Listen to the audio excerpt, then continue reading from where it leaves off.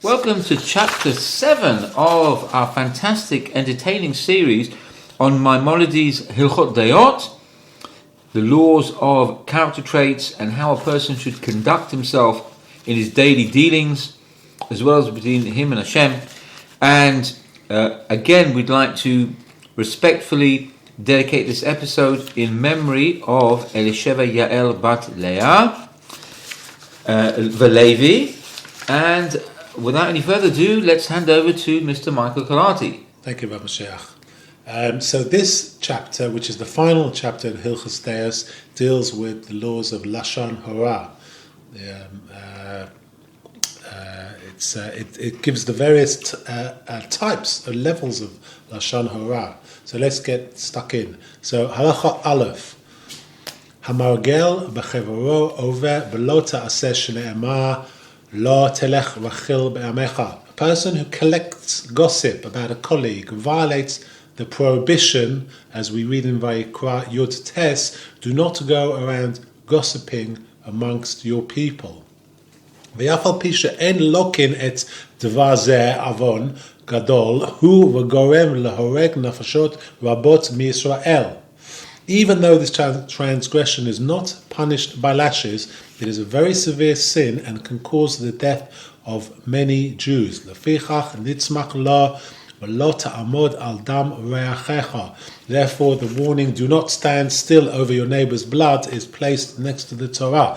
Tzei ulamad ma eira ledoeg ha'adomi. See what happened because of Doeg the Edomite. So this is Doeg the Edomite. The story goes that King David was fleeing from Shaul, and he sought refuge in the town of Nov. And Achimelech, who was the Kohen Gadol in that city, meets David and feeds him and even offers him the sword of Goliath, didn't know that there was some broigus between him and his father-in-law Shaul, and was almost proud of his offering him these things, and almost couldn't wait to tell King Shaul how he respected his son-in-law, not knowing that King Shaul was extremely angry with him and was after his blood. So Doeg, who was he? He was the head of the Sanhedrin at the time of King Shaul. Okay, he informed King Shaul of how Achimelech had honoured his son-in-law. He got very angry, obviously, and brought Achimelech to him and murdered him, along with 85 Kohanim lost their lives, and the town of Nov was razed to the ground. And all because of this piece of Lashon Hara from Doeg. So that's what he's warning about. Doeg's end was also ignoble. He had such a high position, and yet he fell from grace. They say all the Torah that he learnt didn't stand for him at the end of his life, because the Torah never went beyond his lips. He was like, he never let the Torah influence himself. He learned Torah, I suppose, almost like an academic subject. But the Torah is meant to influence you. You've got to live the Torah. You've got to live the Torah. That's what we've been talking about the past few episodes. So because of this, he ended up dying a very, very ignoble death. And at the same time, it's worth, if you don't mind, just mentioning what happened to Shaul as a result of this. Because at the end of when Shaul was going to die, the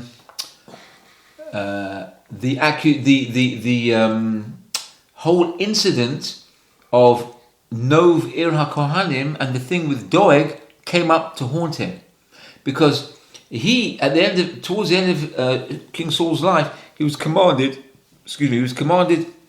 to kill all of Amalek, men, women, children, and also to kill all the animals as well. He did two things outside of that jurisdiction. What did he do? Number one, he let all the cattle live, because he said, well, I want to bring them as korbanot. Why should we kill them? Chaval, there's so many animals. Let's bring them as korbanot in the Beit HaMikdash. Then he killed all of Amalek. He left one Amalek alive. Who was that? That was Agag, the king. And his idea, the idea was, he said, why should we kill the king? The king has honor. Look, Moses himself honored Pharaoh. So we should what? We should kill the king. Let's keep him. Let's put him in prison. But we can't just kill him like that. And his excuse was, well, when Samuel, Shmuel Hanavi, came and he said, Shaul, what have you done? You've kept all the animals and you've kept Agag, the king. So number one, his excuse was, he said the excuse about the animals, and in truth, what happened through Kishur, I don't think the Rambam brings this, because Rambam is very much, what's the word? Without commentary, without... No, not natural, what's it called? When somebody goes only by what is nothing supernatural. What's the word in English for it? A rationalist. Rationalist. The Rambam is a rationalist. Yeah. So he doesn't bring this. But it says in the commentaries that the animals were actually the Amalekites who transformed themselves through black magic into the animals. Oh. So according to that opinion, some of them escaped. Right. But, okay, leaving that aside, they said to him, why did you keep the king alive? So you know what he said? He said, I had mercy on him. How can you kill a king? So what did they do? This is the thing. This is the horrifying lesson that we get because of what he did with Doeg. He claimed, the argument was put against Saul. They said, you had mercy. Where was your mercy those years ago when you commanded to kill those 85 Kohanim? Yeah. Why didn't you have mercy on them? Now you're coming and playing the mercy card against Agag. And you have on your own people, your own Kohanim, you kill them. Yeah. That's why it came back and bit him, as they say. The whole thing came back and bit him. And that's why, based on what you said here on Doeg, that Lashon Hara, that little, it was utterly disastrous. Yeah. Terrible. Hashem Yishmor. Okay. Halacha base. Ezehu Rachil. What is a gossiper? Zeh sheto'en dvarim v'holech mizeh lezeh v'yomeh kach omeh ploni kach v'kach shamati al ploni. One who collects information and then goes from person to person saying, this is what so-and-so said, this is what I heard about so-and-so. Even if the statements are true, they bring about the destruction of the world. It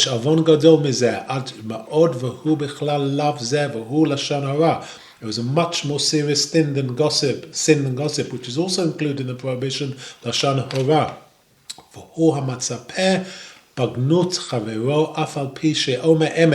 In relating to depreciating facts about a colleague, even if they are true. So this is called refilement, which is if you say a statement that's true, if it's with devious malicious intent, it's considered very, very bad, a transgression.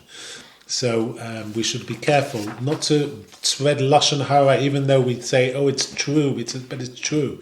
It can have destructive effects. Aval ha'omer sheker nikra motzi shemra al chavero. Lashon Hara does not refer to the invention of lies that is referred to as this is referred to as defamation of character. So you can defame someone's character, and that's considered a heavy transgression. אבל בעל לשון הרע זה יישוב ואומר כך וכך עושה פלוני וכך וכך הוא אבותיו וכך וכך שמעתי עליו. Rather, one who speaks Lashon Hara, the definition of Lashon Hara is someone who sits and relates, this is what so-and-so has done. This is what his parents were like. This is what I have heard about him. That's the definition of Lashon Hara. V'yamad dvarim shel ganai. And telling uncomplimentary things about people. Al zeh omar hakatuv Yekaretz Hashem kol shiftei halakot lashon meduberet gudulot. Concerning this transgression, the verse in Tehillim Yud Beis states, "May God cut off all guileful lips and tongues which speak proud things." Rambam continues, Amru Chachamim shlosh averot nefara'in min ha'adam b'olam hazeh. Our sages say there are 3 sins for which retribution is exacted from a person in this world. Ve'en lo chelek lamaba, and they lose or denied a portion in the world to come. Avodas kachavim, idol worship, ve'giloi aroyos, forbidden sexual relationships, ushfichus domim, and the murder. Lashon hora keneged kulam, and lashon hora is equivalent to all of them. Wow! So it's a very, very serious thing. Guard your tongue, because the retribution you will receive from heaven is identical to murder, idol worship, and forbidden sexual relations. Rambam continues, Ve'od amru chachamim kol hamasape b'lashon hara ke'ilu kofeh ba'ikar. Our sages also said, anyone who speaks lashon hara is like one who denies the existence of God. Shene'emar asher amru lelashonenu nagbir sifatenu etanu mi adam lanu. And it is implied in Tehillim chapter 12. Those who said, with our tongues we will prevail, our lips are our own, who is God over us? So it's a kfa'ika, it's like denying the existence of God. It's saying that I'm God of myself, I'm God of my own tongue. Who's going to stop me? Ve'od amru chachamim shlosha lashon hora horeget ha'amru v'hamakablu v'zeh she'omar olav. In addition, they say lashon hara kills 3 people: the one who speaks it, the one who listens to it, and the one about whom it is spoken. V'hamakablu yoter min ha'amru, and the one who listens to it suffers more than the one who speaks it. So how can this be? This is what they're saying, that lashon hara will kill 3 people: the one who speaks it, the one who listens to it, and the one about who is spoken. But at the end it says the one who listens to it is the most guilty and is the most deserving of punishment. So how is this? What it means is there's a concept that when people speak words, the words go from potentiality to reality. Until it can remain inside you, but once you pronounce words, they become an actual thing. Potentialities are actualized. When someone listens to lashon hara, they actualize potentiality, and they will fulfill in reality what is being spoken. And this is a very serious thing. It'll say later on how you're supposed to immediately pop the bubble of somebody who's trying to tell lashon hara. So the one who listens to it, we'll see soon about what he's doing. But the one who listens to lashon hara is the one who actualizes the sin. Halacha Dalet. V'yesh devarim she'hen havak lashon hara. There are certain matters which are considered the dust of lashon hara. This is very mild versions of lashon hara, but lashon hara nonetheless. Ketzad, what is implied? Mi omar leploni she'yeh kamot shehu ata. For example, a person who will say, "Who will tell so and so to continue acting as he done now?" Or who would have thought this guy would have been doing this? Kind of referring to his past, perhaps bad character of before, saying, "Who would have thought this guy would have turned out like that?"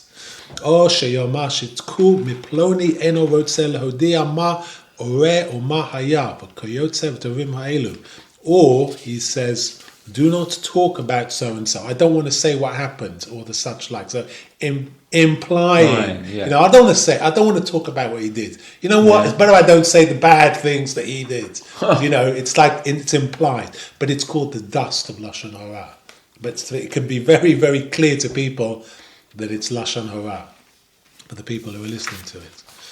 And Rambam continues, V'chol ha'mesaper b'tovas chavero mipnei shono'av harei zeh avak lashon hara. Similarly, it is also considered the dust of lashon hara when someone speaks favorably about a colleague in the presence of his enemies. Shezeh gorem lahem she'isparu bignuso, because they will surely prompt them to speak disparagingly about him.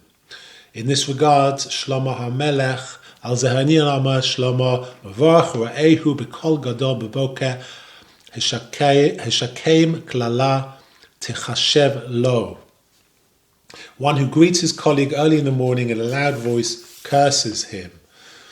Shemitoch tovato ba lidei ra'ato, for his positive act will bring him negative repercussions. So if someone is feeling devious and is standing amongst people who he knows hates this guy, once you start bigging this guy up or saying his good attributes, it is bound to have an immediate reaction from this guy's enemies to correct you and say, no, you're saying nice things about this guy, but I'll tell you this guy, this guy's this, this guy's that. He's prompted through, even though he's deviously saying good, he's triggered this vicious response that is almost expected from the guy's enemies. Problem is, you don't know necessarily if he's an enemy or not. You might be just saying it. You have to suspect. Well, probably he's referring to if he knew, because it's a lashon hara. It's like a particular bad talk. Well, it could be. You could be correct. But in this, it is perhaps referring to somebody who's aware that he's talking to his enemies. Right. Rambam continues, V'chein hamsaper b'lashon hara derech shchok v'derech kalut rosh kalo ma she'enu medaber b'sina. Similarly, a person who relates lashon hara in frivolity and jest, like in a joke, as if he was not speaking hatred. If someone, again, deviously speaks lashon hara in a joke, like presents it, lashon hara, like in a jovial way, in a joking way, this is a particularly nasty form of lashon hara. Hu sheshamo amar b'chachmato kemit halea heyore zikim chatzim v'maves. This was mentioned by Shlomo in his wisdom in Proverbs 26 as a madman who throws firebrands, arrows, and death, and says, "I'm only joking." So this is somebody who in jest, who like is laughing and pretending that what he's saying is a joke, but really he's got very devious intent in his words, and is just camouflaging it by making a joke out of it, laughing when he says it, pretending that he's just trying to be funny, but really, as Shlomo Melech is saying, this is a madman who's delivering arrows and firebrands and death. And he's just saying, I'm joking. No.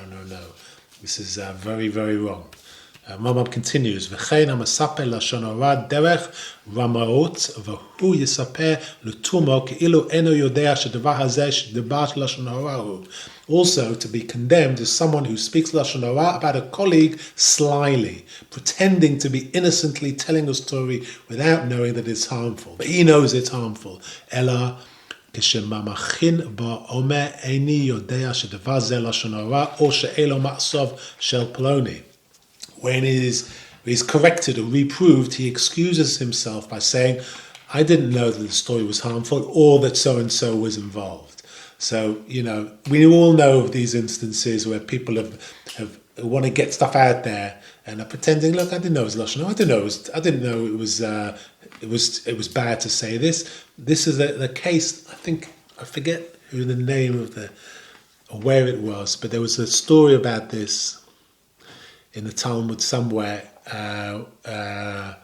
of Jews who were working for Romans of the time. There were 3 Jews. One of them managed to get out of this heavy work, but managed to do it in a very sleek way that he was allowed a day off. But the Romans wouldn't have accepted that if they would have known about it. Yeah. The Jewish colleagues, said to the Romans, mate us. Yochanan was the guy's name, but I think it was just a made-up name. Let's go and visit Yochanan. He's at home today. And the Romans were like, oh, really? What's he doing at home? That's sly. That's pretending that he doesn't know that it's bad what he's saying, but really knows that it's going to have destructive effects on someone else. That you shouldn't do. So halacha 5. Echad hamasaper b'lashon hara mipnei chaveiro o shelo b'fanav. There is no difference whether one speaks lashon hara about a person in his presence or behind his back. Hamasaper dvarim shegormim im nishma'u ish mipi ish lachazik chaveiro begufo o b'mamono. ואפילו להציע לו או להפחידו, הרי זה לשון הורה. The statements of people who relate matters which, when passed from one person to another, will cause harm to a man's person or to his property, or will even just annoy him or frighten him, are considered lashon hora. So even mild things, you know what, just do yourself a favor. Just don't talk lashon hara. Don't, think about what you're saying about other people, especially. It's you have to kind of edit what comes out of your mouth. If you're talking about other people, you've got to be so sure that what you're saying is within the law. So be careful, because lashon hara carries huge penalties. So Rambam continues.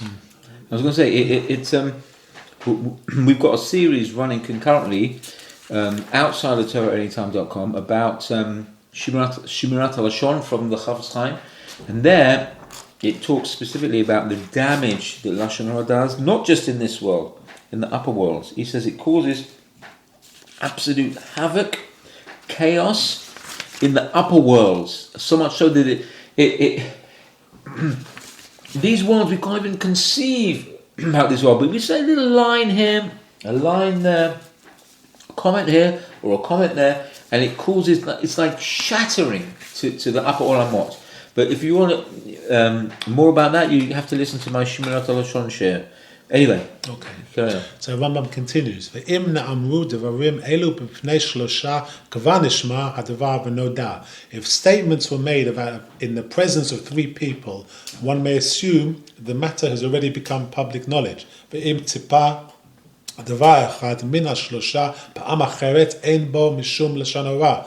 Thus, if one of the 3 relates the matter a second time, it is not considered lashon hara.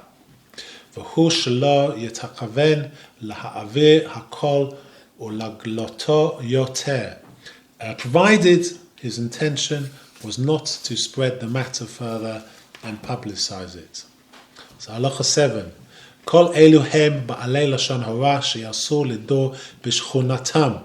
All of the aforementioned are people who speak lashon hara, in whose neighborhoods one is forbidden to dwell. How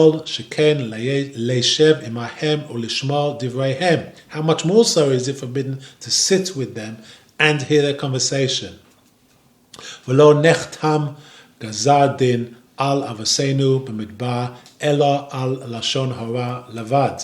judgment against our ancestors in the desert was only sealed because of lashon hara. Now, what I understand from this is that this is referring to the spies that were sent to recon the land of Israel, and came back with disparaging reports of the land, saying that it was full of giants, and various other things disparaging, and it was lashon hara.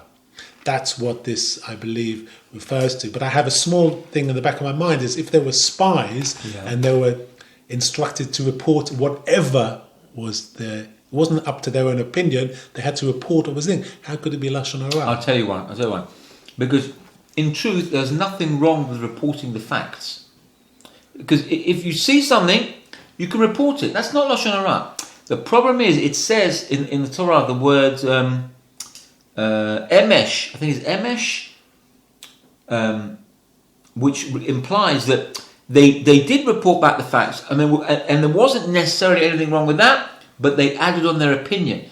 Like if you say, we saw giants, it's true, you saw giants, right? Yeah. It's not Lashon Hara. But you said, we saw giants, and the land is eating up its inhabitants, and there's big fruit, and this and that, and it means we can't. Who asked you to do that? Yeah. Who? Just tell the facts. You're giving your own opinion on it. Yeah.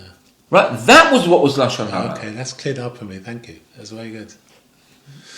So, Halacha 7. Hanokes hachavero over belo ta'aseh. A person who takes revenge against a colleague transgresses the Torah prohibition shne'emar lo sikom. As it is said, do not take revenge. Ve'afal pi she'enu lokeh alav dea ra'a hi ad ma'od. Even though revenge is not punished by lashes, it is a very bad trait. Ela ro'u lo la'adam li'yos ma'avir al mediosav al kol divrei ha'olam sha'akol etzel hamvinanim divrei hevel v'havai ve'enam kedai linkom aleihem. A person should train himself to rise above his feelings about all worldly things. For men of understanding consider all these things as vanity and emptiness, which are not worth seeking revenge for. So raise yourself above situations. Be above, as it says, all worldly things, and understand and consider these as vanity and emptiness. Ketzad hi hankima. What is meant by taking revenge? Amalo chavero hashe'alenu karudumocha. A person, colleagues ask him, lend me your hatchet. Amalo eini mashialacha. He responds, I refuse to lend it to you. Lamachal tzarich lishol memenu. On the following day, the person who needs to borrow a hatchet also from his colleague. Amalo chavero hashe'aleni karudumecha. He asks his colleague, lend me your hatchets. Omar lo eno mashialacha kederech shelo hashalatani keshesha'alti mimecha. The latter responds, just as you did not lend it to me yesterday or the other day, I will not lend it to you. Harezeh nokem. This is considered revenge. So, if someone doesn't lend you their hatchet for whatever reason, he could have had bad experiences with other people borrowing stuff from him who never gave things back. Yeah. So he's got his own reasons why he doesn't want to give it to you. But if he comes to you and says, look, I can't find my hatchet. I know you got one. Can you lend me your one? Don't say, no. The other day you didn't lend it to me. To hell with you. No. I'm not lending it to you. You can't do that. That's considered revenge. Ella Instead,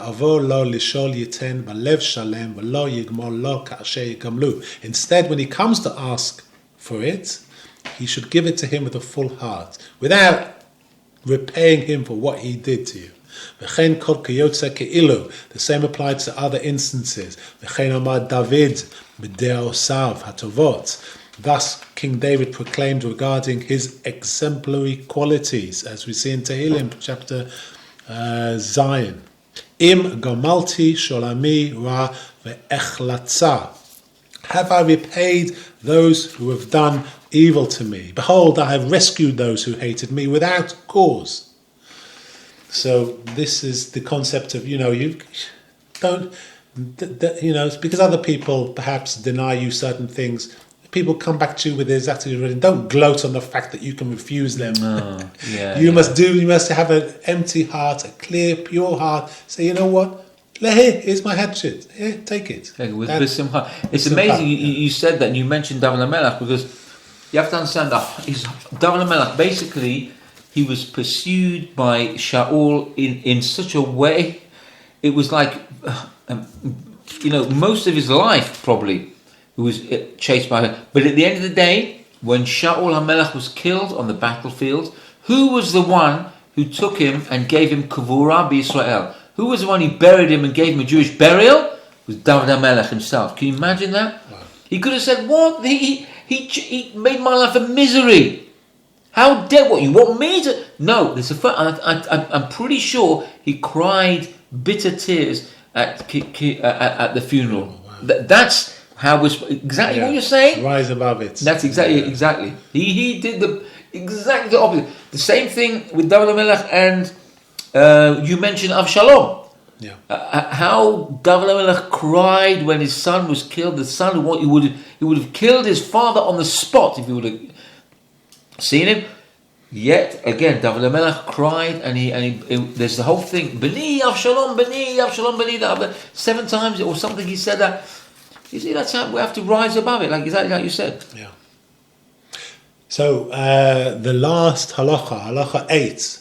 V'chein kol hanote le'echad miYisrael over below ta'aseh. Similarly, anybody who holds a grudge against another Jew violates a Torah prohibition. Shne'emar v'lo sito et b'nei amecha, as it says in Vayikra, chapter Yud Tes, states, do not bear a grudge against the children of your people.